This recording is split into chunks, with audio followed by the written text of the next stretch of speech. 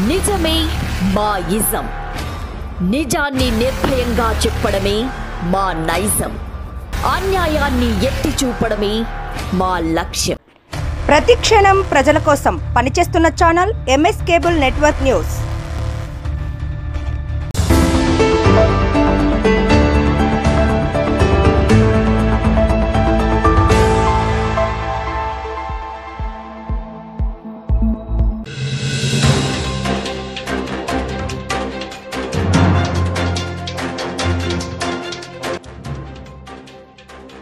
ప్రకృతి వ్యవసాయాన్ని ప్రతి ఒక్కరూ ప్రోత్సహించాలి.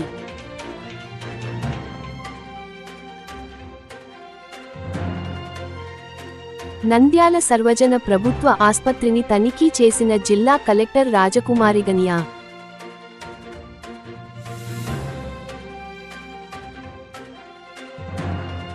మాజీ సీఎం వైఎస్ జగన్తో బైరెడ్డి.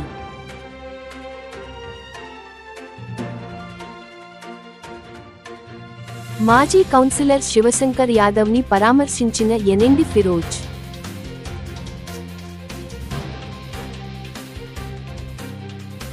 నందవరంలో అంగరంగ వైభవంగా ప్రారంభమైన శ్రీ చౌడేశ్వరి దేవి జ్యోతులు.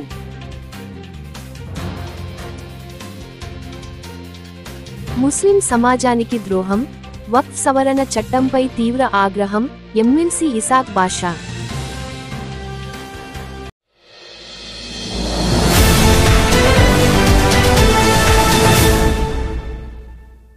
అందరికీ నమస్కారం. అస్సలాము అలైకుం వరహ్మతుల్లాహి వబరకాతుహు. ఈరోజు ఎంతో బాధతో ప్రెస్ మీట్ పెట్టాల్సిన అవసరం వస్తుందని ఎప్పుడు అనుకోలేదు. ముస్లింలకు వెన్ను విరిచే రకంగా ముస్లింల చరిత్రలో ఒక నల్ల చట్టం అనేది ఇప్పుడు పార్లమెంట్లో అలాగే బిల్లు పాస్ కావడం జరిగింది. వక్ఫ్ అమెండ్మెంట్ యాక్ట్.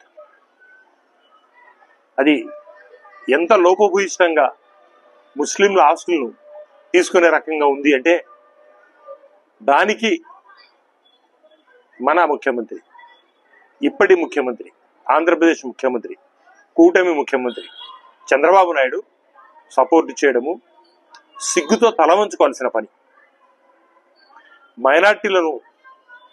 మైనార్టీ ఓట్లతో నేను గెలిచానని చెప్పుకుంటూ మైనార్టీలకు మంచి చేస్తానని చెబుతూ శరాఘాతంగా మైనార్టీల హక్కులను తీసుకునే ఈ అమెండ్మెంట్ బిల్లుకు సపోర్ట్ ఇచ్చి మళ్ళీ సిగ్గు లేకుండా వాళ్ళ మనుషులతో 3 అమెండ్మెంట్లు ఇచ్చాను నేను, దాంట్లో 3 సవరణలు చేశానని చెప్తారా?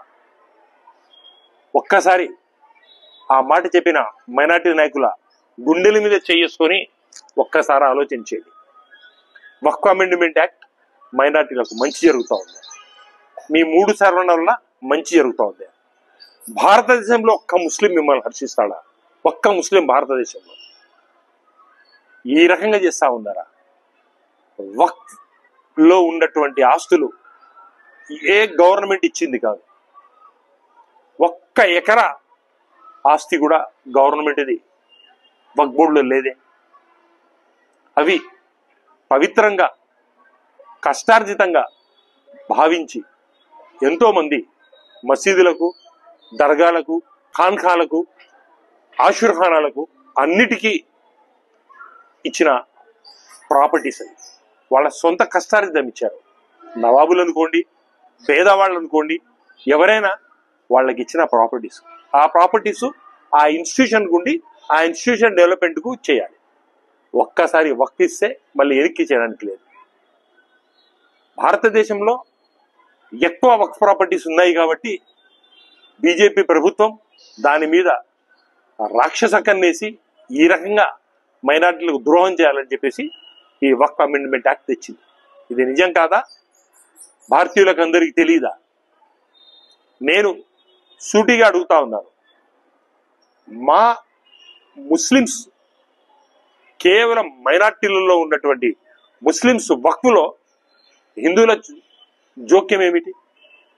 మొన్నటికి మొన్న చంద్రబాబు నాయుడు తిరుపతిలో క్లియర్గా చెప్పాడు, అన్యమతస్థులు ఉద్యోగం కూడా చేయకూడదు, అక్కడ ఉద్యోగం చేస్తే వాళ్ళని ట్రాన్స్ఫర్ చేస్తాము. కేవలం హిందువులు మాత్రమే తిరుపతిలో తిరుపతి పవిత్రతను కాపాడే రకంగా వాళ్ళకు మాత్రమే అక్కడ ఉంటాము, పెడతాము. మిగతా వాళ్ళను వేరే చోటి ట్రాన్స్ఫర్ చేసి వాళ్ళ సర్వీసెస్ వేరే చోట వాడుకుంటామని చెప్పారు. దానికి మేము కూడా అలాగే ఉండాలిగా, మాకు కూడా అదే న్యాయంగా, మైనార్టీలో కూడా అదే న్యాయంగా. హిందువులకు ఒక్కటే కాదు కదా న్యాయం. తిరుపతిలో అన్యమనస్సులు ఉద్యోగమే చేయకూడదు. మా వక్ఫ్ బోర్డ్ అమెండ్మెంట్ యాక్ట్ వాళ్ళు మా మీద పెత్తనం చేయాలి. ఇది న్యాయమా? దీనికి మీరు సపోర్ట్ ఇస్తారా? మేము దీన్ని తీవ్రంగా ఖండిస్తున్నాం. మేము మీ ద్వారా మా జగనన్నకు అపోజ్ చేసినందుకు మేము మైనార్టీ తరఫున హృదయపూర్వక ధన్యవాదాలు తెలుపుతా ఉన్నాం. ఈ ఎంత దూరమైనా దీనికి పోవడానికి మేము రెడీగా ఉన్నాం. ఇది మళ్ళీ వెనక్కి తీసుకోవాల్సిందే. బిల్ అయిన తర్వాత కూడా వెనక్కి తీసుకునేంత వరకు మేము పోరాడతాము. దీనికి ప్రతి వ్యక్తి కలిసి వస్తాడు. నేను మీ ద్వారా ఉలమాలకు, ఆలింలకు, ముఫ్తీలకు, మత సంస్థల్లో ఉండే ప్రతి వ్యక్తికి నేను రిక్వెస్ట్ చేస్తా ఉన్నాను, ఒక్కసారి మీరు మనసు పెట్టి ఆలోచన చేయండి. మీరు మాకు ఉలమాలు కానీ, ఆలింలు కానీ, ముఫ్తీలు కానీ మాకు మార్గదర్శకంగా ఉంటారు. ఆఖిరత్ అంటే మరణం తర్వాత ఏం చేయాలో ఆఖిరత్ రస్తా చూపెట్టేవాళ్ళు మీరు. దునియాలో కూడా మాకు రస్తా చూపెట్టండి. మా ఆస్తులు, మా మసీదులు కొల్లగొట్టే చట్టం ఇది. మీరందరూ మాతో సంఘటితంగా రండి.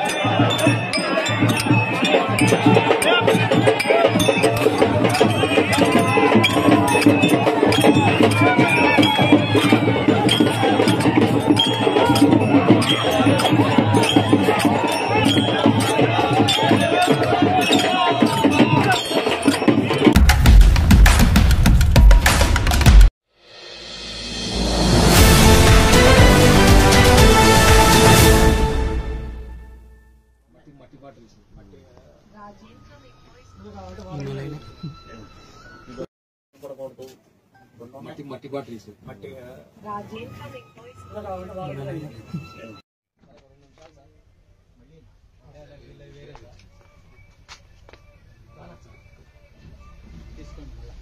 అందరూ ఒకసారి తీసుకోండి.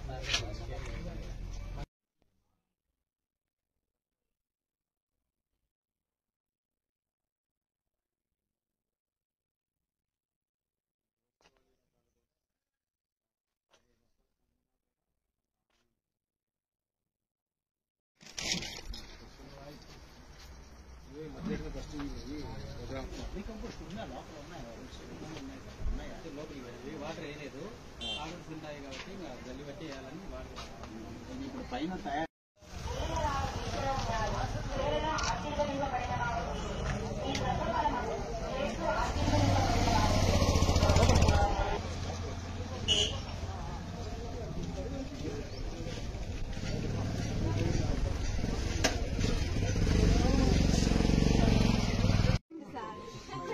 రోజుకు 5,000 సార్, 5-6 వేలు దాకా సార్. ఇఫ్కో వాళ్ళు మళ్ళీ ఇస్తారు మీకు డబ్బులు. అంటే దూరమైన అనుకో డీజిల్ పోసుకొని ఛార్జింగ్ పెట్టాలి సార్. అది వాళ్ళు ఇస్తారా? డీజిల్ కూడా డీజిల్ కూడా ఇలా పంపిన సెకండ్స్ లో ఫైల్ అప్రూవ్ చేసి ఇస్తాను. ఏంటి ప్రాబ్లం మరి? ఏం మాట్లాడుతున్నావు? ఏం మాట్లాడుతున్నావు? ఎన్ని పని దినాలన్నా ఇవ్వచ్చు. వాళ్ళు అడుగుతున్నారు, వాళ్ళు అడుగుతున్నది వ్యాలిడ్. అది సెల్ఫ్ లేదని నాకు ఎలా చెప్తావు? నువ్వు సెల్ఫ్ క్రియేట్ చేయాల్సిన బాధ్యత నీది. నువ్వు అక్టోబర్లో ప్లానింగ్ సరిగ్గా చేయలేదు కాబట్టి నీకు మార్చి వచ్చినప్పుడు సెల్ఫ్ లేదు. సేమ్ వస్తారు అంతకన్నా ఏం మాట్లాడలేదు. ఇంకా ఊర్లో ఈ 6 ఎకరాలు కాకుండా ఇంకేమన్నా ఉందా? 4 ఫస్ట్ మేడం, జాగ్రత్త ఫస్ట్. ఎక్కువ ఎవరికి ఎక్కువ మేడం వెహికల్ కూడా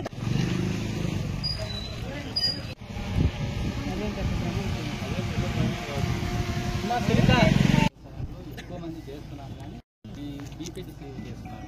దాన్ని ఏం కాదని ఈ వెరైటీస్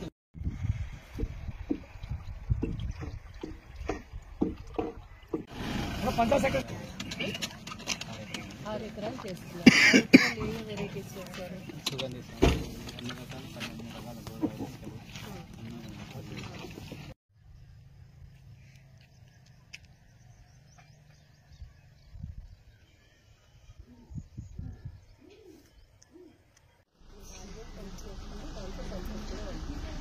గోదావరి ఇవ్వచ్చు అంటే నువ్వు కొత్త పెన్షన్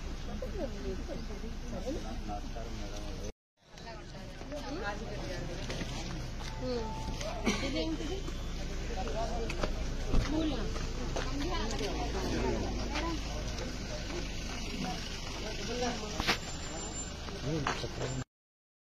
మనకి జిల్లాల గ్రామంలో బాల మొదలేటి అని ఈ రైతుది మేము ఎన్పిఎం షాప్స్ అని దాన్ని ప్రోత్సహిస్తున్నాం. ఎన్పిఎం షాప్స్ అంటే ఏం లేదు, మనకి పెస్టిసైడ్ షాప్స్ ఎలా ఉంటాయో ఇది మనకి రసాయనాలు లేకుండా తయారు చేసే మందులు. ఇవి క్రిమికీటకాలని నాశనం చేయటం అనే కంటే మెయిన్ రిపెలెంట్గాను పనిచేస్తాయి.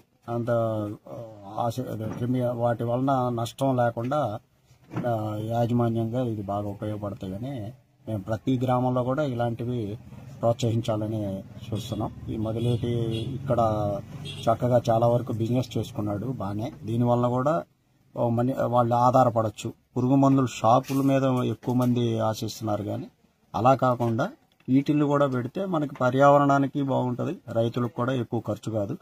రైతులకి శిక్షణ కూడా ఇవ్వటం జరుగుతుంది. ఇక్కడ వాళ్ళు కూడా తయారు చేసుకోవచ్చు ఓన్గా. ఇది కొనుక్కోవాల్సిన అవసరమే లేదు. వాళ్ళు తయారు చేసుకోగలిగితే తయారు చేసుకోవచ్చు, లేదు వాళ్ళు ఆర్డర్ ఇస్తే వీళ్ళే తయారు చేసి వాళ్ళకి అమ్మటం జరుగుతుంది. మినిమం కాస్ట్తోనే అమ్మకాలు జరుగుతున్నాయి. ఇవేంటంటే రైతులందరూ కూడా దీని మీద ప్రత్యామ్నాయాలు కంపల్సరీగా చూడాల్సిన అవసరం ఉంది. ఈ సమయంలో బాగా ఖర్చు పెడుతున్నారు రసాయనిక ఎరువుల మీద, పురుగు మందుల మీద. దీన్ని తగ్గించే బాధ్యత అందరిది. కాబట్టి వీటి మీద మేము ఈ సంవత్సరం దృష్టి పెట్టి ఎక్కువ ఎన్పిఎం షాప్స్ ని పెంచాలని మేము చూస్తాం. కలెక్టర్ గారు కూడా ఈ విషయంలోనే కలెక్టర్ గారు కూడా అసలు దీనివలన మనకి ఎంత పొటెన్షియాలిటీ ఉంటుంది, ఎంత ఆదాయం ఉంటుంది, ఎలా ఉంటుందనేది మేడం గారు చూస్తున్నారు.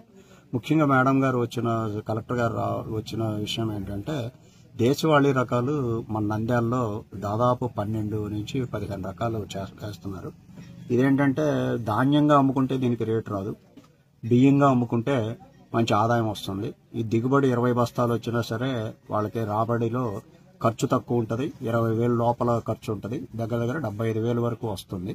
ఇలాంటివి కూడా ప్రోత్సహిద్దామని మేడం గారు తెలుసుకుందామని, ఎలా దీన్ని మనం అవగాహన కల్పించవచ్చని మేడం గారు రావటం జరిగింది. ఈ జీవామృతాలు ఇవన్నీ కూడా చూశారు. వీటి మీద వివరణ పూర్తిగా డీటెయిల్ రిపోర్ట్ ఇమ్మన్నారు, అది తయారు చేసి ఇస్తాం. ఇట్లాగే డ్రోన్ కూడా మేడం గారు పరిశీలించడం జరిగింది. ఇప్పుడు మన నంద్యాల జిల్లాలో కూడా దాదాపు 40 డ్రోన్స్ మనకి శాంక్షన్ అయి ఉన్నాయి. ఇప్పుడు ట్రైనింగ్లు జరుగుతున్నాయి పైలట్స్కి ట్రైనింగ్ అయిన తర్వాత వాళ్ళకి ఒక సర్టిఫికెట్ ఇస్తారు. సర్టిఫికెట్ ఉంటే వాళ్ళు చేసుకోవచ్చు. ఇది కూడా మనకి దాదాపుగా 80% వరకు సబ్సిడీ రావచ్చని మేము అనుకుంటున్నాం. అది అంటే 10 లక్షలు అయితే 8 లక్షలకే ఇస్తారు. దీన్ని బట్టి ఇది మేడం గారికి అది కూడా దృష్టిలో పెట్టాం. మేడం గారు వాటి మీద కూడా పూర్తి రిపోర్ట్ ఇవ్వమని చెప్పడం జరిగింది. దీని మీద మేడం గారికి రిపోర్ట్ చేసి తదుపరి కార్యక్రమాలు ఎలా అనేది చూస్తాం. మీ పేరు సార్? వైవి మురళీకృష్ణ, జిల్లా వ్యవసాయ అధికారి, నంద్యాల. నా పేరు బాలమతిరెడ్డి, మాది గోస్పాడు మండలం, జిల్లేల గ్రామం. ఈ ప్రకృతి వ్యవసాయం చేయాల్సిన అవసరం ఏముందంటే ప్రజా ఆరోగ్యం మీద పెద్ద ప్రభావం పడింది. భవిష్యత్తులో వ్యవసాయ రంగం కుంటుపడే పరిస్థితికి వచ్చింది. వ్యవసాయ కూలీలు సరిగా ఆరోగ్యంగా లేకపోతే ఈ వ్యవసాయం కొనసాగడం కష్టమనే ఉద్దేశంతో ఈ ప్రకృతి వ్యవసాయం చేయాల్సి వచ్చింది. దాంట్లోనే దేశవాళీ వెరైటీస్ చేశాము. దేశవాళీ వెరైటీస్ చేస్తే ఈరోజు కలెక్టర్ మేడం విజిట్ చేసింది. దేశవాళీ వెరైటీస్ లో మెడిసిన్ వాల్యూ ఉన్న మాత్రమే మనం వేస్తున్నాం. తర్వాత మనకు ఎన్పిఎం షాపు కీలక పాత్ర పోషిస్తుంది ఈ ప్రకృతి వ్యవసాయంలో. రైతులకు ఏమైతే కావాలంటే ఇన్పుట్స్ అన్ని రెడీగా ఉంటాయి, తక్కువ రేట్లో మనం ఇచ్చేదానికి ఉంటుంది. తర్వాత రైతులు చేసుకోగలిగితే మనం వాళ్లకు ట్రైన్ చేసేదానికి కూడా అవకాశం ఉంటుంది. తర్వాత మనం ఏమంటే దేశవాళీ వెరైటీస్ లో ఏవైతే రైతుకు అవసరమో అవి వేసుకొని రైతు తింటే అది ఆరోగ్యంగా ఉండడమే కాకుండా వ్యవసాయం కొనసాగడానికి అది ఉపయోగపడుతుంది. తక్కువ రేటులో మనం ఈ వ్యవసాయం సంబంధించిన కషాయాలు కానీ అన్ని తయారు చేసి ఇస్తున్నాం. భవిష్యత్తులో సీడ్ బ్యాంక్ ఏర్పాటు చేయాలనేది ఒకటి ఉంది. సీడ్ బ్యాంక్ ఏర్పాటు చేసి రైతులకు ఎక్కువ మెడిసిన్ వాల్యూ ఉన్న సీడ్ ఇవ్వాలనేది ఉంది. దాంతో పాటుగా మనం ఎక్కువ శాతం మేడం కూడా విజిట్ చేస్తే కొంత బాగుంటుందని చెప్పడం జరిగింది. మేడం కూడా దానికి బాగా తృప్తి పడింది. మనకు డ్రోన్స్ అనేది కీలక పాత్ర. ప్రకృతి వ్యవసాయంలో శ్రమతో కూడుకున్నది. వ్యవసాయంలో ఈ స్ప్రే చేయడం అన్ని కష్టం ఉంటుంది. డ్రోన్ తో స్ప్రే చేస్తే ఆ కష్టం తగ్గుతుంది, వ్యవసాయాన్ని కొంత కొనసాగడానికి అవకాశం ఉంటుందని తెలియజేశాము. అది కూడా సక్సెస్ ఉంది. తర్వాత డ్రోన్స్ అనేది మామూలు కెమికల్ 10 లీటర్లు మాత్రమే వచ్చింది. మేము మేడం గారితో 15 లీటర్లు ఇస్తే కషాయాలు చేసుకోవడానికి కూడా బాగుంటుంది, అది కూడా తెలియజేశాము. మేడం కూడా సరే దాన్ని ఆలోచించి చేస్తాననేది. 15 లీటర్లు వేస్తే మనం కషాయాలకు కూడా వాడుకోవడానికి అవుతుంది. కొంచెం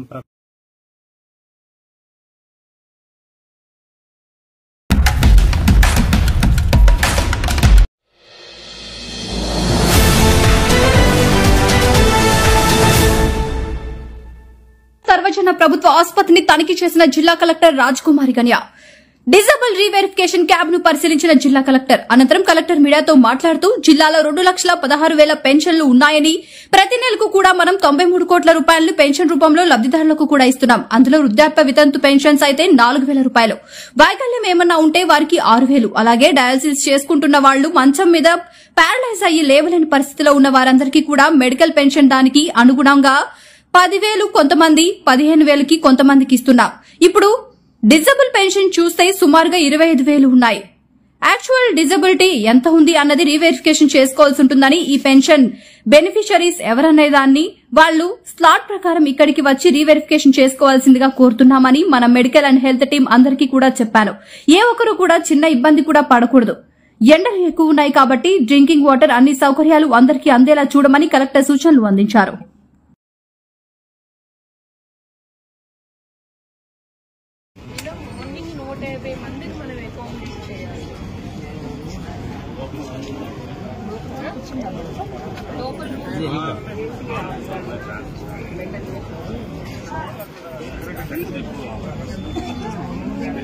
తర్వాత ఫోన్ వెళ్ళిపోయినాయి, లోన్ కాదు.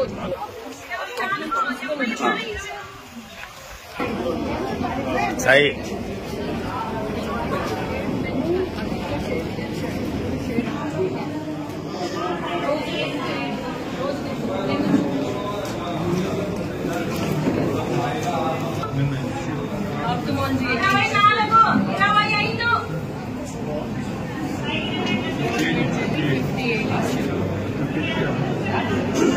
అమ్మ ముందు రోజు ఎవరైనా మిస్ అయ్యారు అనుకుందాం, మరుసటి రోజు వస్తే టేకప్ చేస్తారే కదా. మళ్ళీ మేము చెప్పిన డేట్ చెప్పిన స్లాట్ రాలేదు అన్నది. ఎందుకంటే అందరినీ చాలా మంచిగా కంటిన్యూస్ గా మాట్లాడి ఇది త్వరగా స్టార్ట్ చేయాలి కదమ్మా.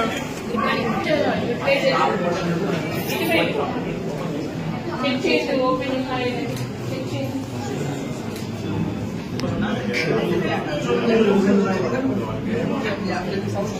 చేసే వెంటనే డిజిటల్ అసిస్టెంట్ ఆన్లైన్ వెంటనే కాదు డేటా ఎంటర్ చేస్తారు. డాక్టర్ ఎంత పర్సెంటేజ్ ఉంది ఏంటి మళ్ళీ చెప్పి అక్కడే ఉంటారు మేడం.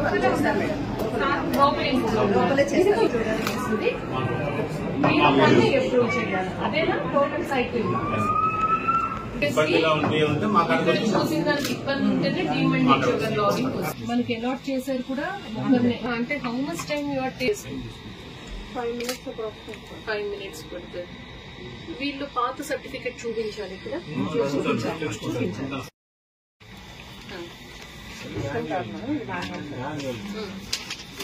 ఇందులో 100% specify whether the candidate is totally deaf or partially deaf అంటే 100% డెఫ్. ఏం వినపడదు మాటలు. డిజిటల్ ఎంత వచ్చిందమ్మా పెన్షన్ వస్తుంది. మనం డిజిటల్ సర్టిఫికెట్స్ కాకుండా మాన్యువల్ సర్టిఫికెట్స్ అంటే ఫస్ట్ లో వచ్చినాయి కాబట్టి జరిగిపోతున్నాయి మేడం. అట్లే అంత అమలు వచ్చినాయి బాధ్యతనే జరిగిపోతుంది. ఒక డిజిటల్ అసిస్టెంట్ అటెండెన్స్ కోసం వాళ్ళ అటెండెన్స్ నేను ఆన్లైన్ సరేనా. మన జిల్లాలో 2,16,000 పెన్షన్స్ ఉన్నాయి. ప్రతి నెల కూడా మనం 93 కోట్ల రూపాయలని పెన్షన్ రూపంలో లబ్ధిదారులందరికీ కూడా ఇస్తూ ఉన్నాం. అందులో వృద్ధాప్య వితంతు పెన్షన్స్ అయితే 4,000 రూపాయలు. ఏదన్నా డిఫరెంట్లీ ఏబుల్డ్ అయ్యుండి వైకల్యం ఏమన్నా ఉంటే వాళ్ళకి 6,000 రూపాయలు.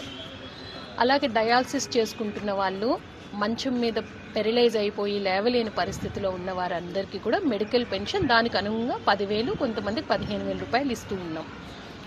ఇప్పుడు ఈ డిఫరెంట్లీ ఏబుల్డ్ పెన్షన్స్ చూస్తే సుమారుగా 25,000 ఉన్నాయి.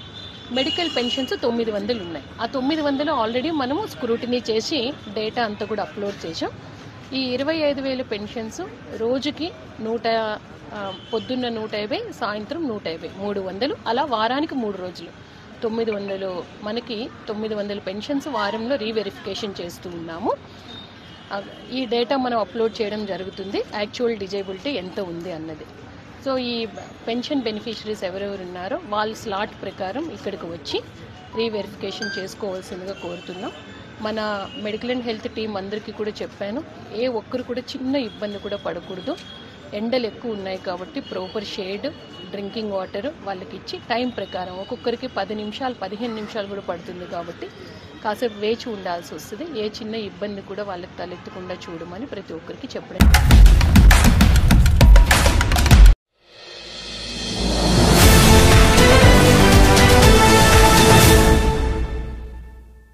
మాజీ కౌన్సిలర్ శివశంకర్ యాదవ్ ని పరామర్శించిన ఎన్ఎండి ఫిరోజ్. నంద్యాల స్థానిక నూనెపల్లెలో నివాసం ఉంటున్న మాజీ కౌన్సిలర్ శివశంకర్ యాదవ్ ను నంద్యాల టీడీపీ జిల్లా ప్రధాన కార్యదర్శి ఎన్ఎండి ఫిరోజ్ పరామర్శించడం జరిగింది. ఈ సందర్భంగా వారు మాట్లాడుతూ, గత 10 రోజుల కిందట స్థానిక కరెంట్ ఆఫీస్ ఎదురుగా ప్రమాదవశాత్తు కిందపడి చేయి ఫ్రాక్చర్ కావడంతో ఈ విషయం తెలుసుకున్న ఎన్ఎండి ఫిరోజ్ ఈ రోజు వారి ఇంటికి వెళ్లి శివశంకర్ యాదవ్ ని పరామర్శించి వారు త్వరగా కోలుకోవాలని దేవుని ప్రార్థిస్తున్నామని తెలిపారు.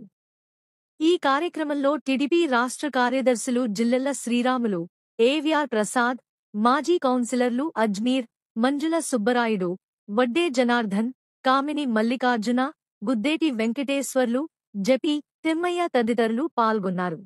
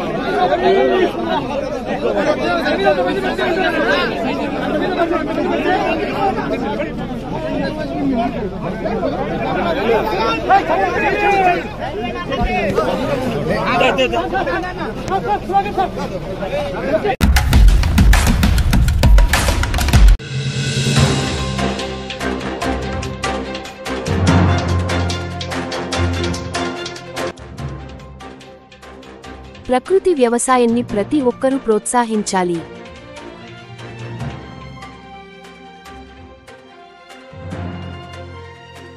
నంద్యాల సర్వజన ప్రభుత్వ ఆస్పత్రిని తనిఖీ చేసిన జిల్లా కలెక్టర్ రాజకుమారి గనియా.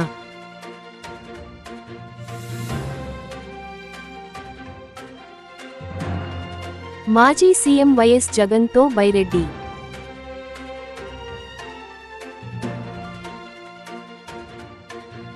మాజీ కౌన్సిలర్ శివశంకర్ యాదవ్ని పరామర్శించిన ఎన్ఎండి ఫిరోజ్.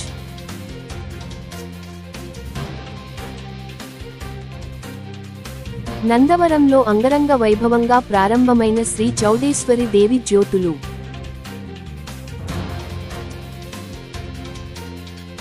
ముస్లిం సమాజానికి ద్రోహం, వక్ఫ్ సవరణ చట్టంపై తీవ్ర ఆగ్రహం, ఎమ్మెల్సీ ఇసాక్ బాషా.